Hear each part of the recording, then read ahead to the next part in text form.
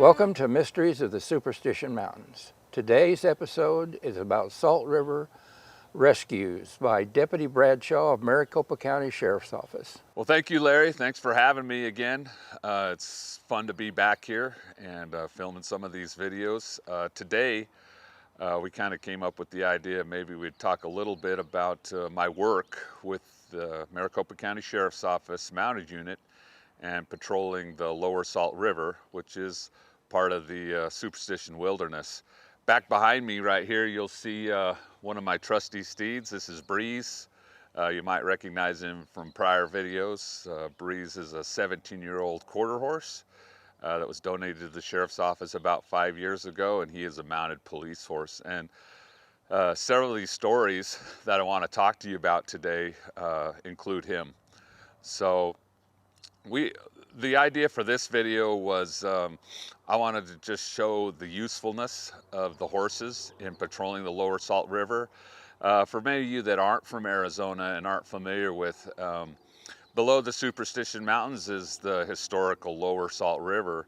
What happens in the summertime is there's a recreational tubing activity, there's kayakers and paddle boarders, and we get thousands of people almost every weekend that come out and float down the river or kayak down the river.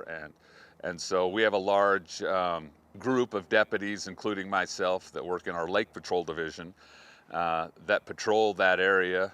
And we probably do about 50% enforcement and 50% rescue. And when I say rescue, we're basically it as far as people that have medical or problems or get into trouble on the river. We're there to help them, and the horses have become a huge asset in doing that. And so we'd like to kind of share some of these stories, and interlaced in some of these stories, we're going to show some actual footage from my body-worn camera that I wear while I'm patrolling on the horses on duty. And so just hope you enjoy it. The first story, I'm not going to know exactly all these dates, but it was this past summer. What happened was on part of the river there was a big storm upstream, and what that storm caused, because of some of the fires, the wildfires that we've had, it caused a whole lot of debris and sand and rocks to push out into the river, and it literally changed the course of the river. Now, this area of the river, for those that might be familiar, some of the kayakers and paddleboarders, they kind of named it the pinball area, so that might sound familiar to some people. But what happened is it narrowed the river significantly in this one area, and by narrowing the river, it made it way more, the current much faster, and then there was quite a few rapids in there, and it almost happened overnight. And so for a time, the Forest Service, along with our help, they shut that area down, but they were able to cut back. The Forest Service did a really good job cutting back some of the vegetation so you could get by there. But suffice it to say that the river was much more narrow and much more treacherous than it had been prior. And like I say, this literally happened overnight. So I decided, I'd go on the horses and go down there and just kind of check on things and see how things were going. We had several calls of people kind of getting into trouble in that rapid. So I rode down there one day, and I was riding Breeze here. I was patrolling by myself. And as I got down, there were quite a few people in that swift part of the river, and a lady had been on her paddleboard, and she had flipped over, and the paddleboard was stuck in the bushes, and she was actually stuck on the other side of the river. Now, the river wasn't very deep, but it's very swift, right? And so she had no way of getting back. So as you see if you might be able to see on the saddle there, I carry a Lariat. Mostly that's just for looks and just because, and sometimes it's almost just something for me to hold on to. But so that day I jumped off, I took off my rope, I got down off the horse, and I was able to build a loop with that thing. And this kind of goes back to a little bit of my old cowboy days. My dad would have been proud of me because he was a big roper.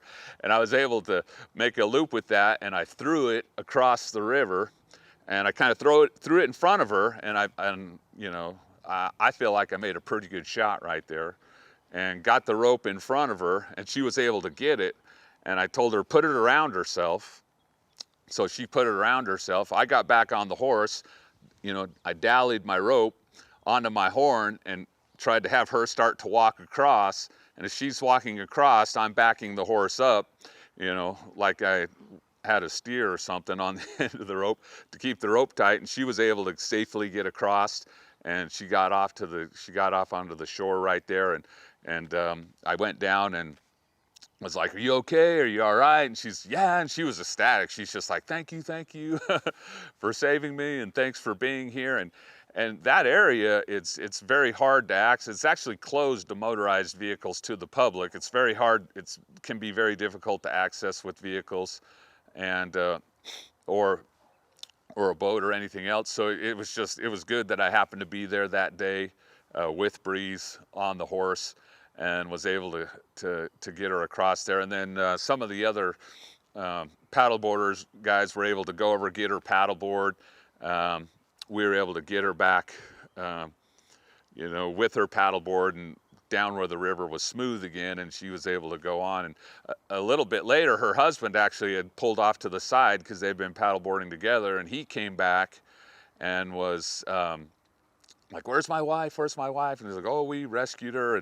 And then I told him where she was going to be, and I actually then crossed the river with the horse, went down, and kind of made sure that they found each other farther downriver, and made sure that they were okay. But she was okay, and she was a super nice lady. I think she brought me like a box of chocolates or something later on over to our station, and she was just real appreciative. And so it was a cool story. And of course, there were a lot of tubers and kayakers, paddleboarders standing by when we did that, and they're just like, "Oh man, that's so cool, that you used the horse to rescue that lady." So we really love all the people that come out and recreate in the Lower Salt River and in the Superstition Wilderness, and we invite everyone to come out. We just want to encourage everyone, please be safe, bring plenty of water, plan ahead, know what you're getting into.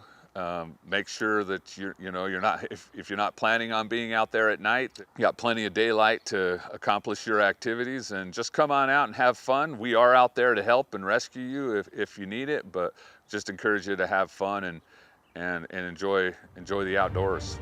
Thank you for watching this episode of Mysteries of the Superstition Mountains.